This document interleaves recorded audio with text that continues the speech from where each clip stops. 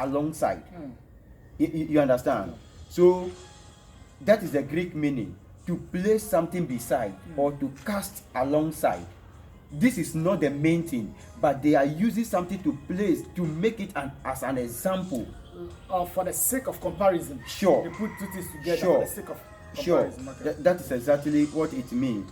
Now, when we go to the Vine's Expository Dictionary of the New Testament words, it means that it signifies a placing of one thing beside another with a view to comparison.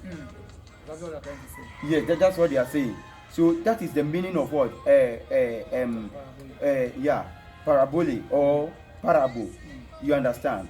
Now, when you talk of Webb's description of parable, that is Webb's description, he said that a story that places one thing beside another for the purpose of teaching. It put the known next to the unknown so that we may learn. For the purpose of teaching. Yes. Let's take note. Yes, for the purpose of what? Teaching. For the purpose of what? Learning. You understand? So parable is very, very important. You know, Jesus is from heaven, and we are on earth. We don't know what is in heaven, so he must relate heavenly things with us using earthly stories, things that we can relate to, things that we can be familiar with. That is exactly what Jesus do. So that's the meaning of what? That is the purpose of what? Jesus using parables to teach us. He want us to cast our mind to heavenly things. But how do we get it?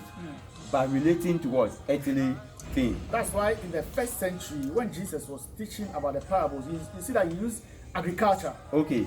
Because that was what the people were familiar with. Okay. So that's why he used agriculture to depict the kingdom of God, the kingdom of heaven. Okay. At that time. Okay. Thank you very much. So I want us to, with all that we are saying, the New Testament meaning of parable means that one is usually a story or narrative drawn from nature or human circumstances, from which spiritual lessons can be made by comparison. So a common definition for parable means that an earthly story with a heavenly meaning. That is the meaning when we talk of what? Parable as used by Jesus in the New Testament. Okay, so Reverend, I want us to go the purpose of parable of Jesus. Why do Jesus use parables? The purpose. Why did Jesus use parable? Why has he always talked in parables? Okay. I think we should open our Bibles to the book of Matthew. Okay. The Matthew chapter 13, sorry. You can read from verse 10. Okay. Matthew chapter 13, verse 10. And the disciple came and said unto him, Why speakest thou unto them in parables? Okay, continue. Verse 11.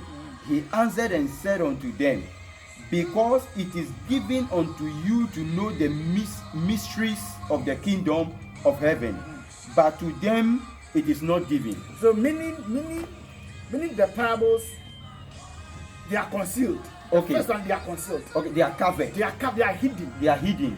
So they are hidden, and it is made to some people to understand. Okay. Okay, continue. He said something from verse 12. Verse 12 said, For whosoever hath, to him shall be given, and he shall have more abundance. But whosoever hath not, from him shall be taken away even that he has. 13 said, Therefore speak I to them in parable, because they see not, and hearing they hear not, neither do they understand. So meaning seeing, they are seeing the things, Okay. but they are not seeing. Okay. They hear what Jesus was saying, Okay. but they don't understand what he was saying. Okay. So meaning to understand, or the purpose, the first purpose of the parables of Jesus, it is concealed unto those who are not Christians. Okay. It is hidden for those who are in the world, Okay. to understand. Okay. But then it is for those who are the children of God to understand the things of the kingdom of heaven. Okay. That's why when the disciples asked, why do you talk to them in parables? He in turn tells them that it is made for you to understand. Okay. But for them, they can't understand. Okay.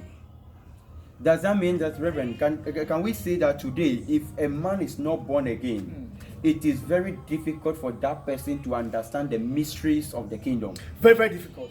Okay. You can't understand, because that's why Jesus said, you don't know where I'm going. Okay. Okay, because the time for you to go is not now. Okay. So you don't understand. Okay. So it's just like, let's bring this back to our day life.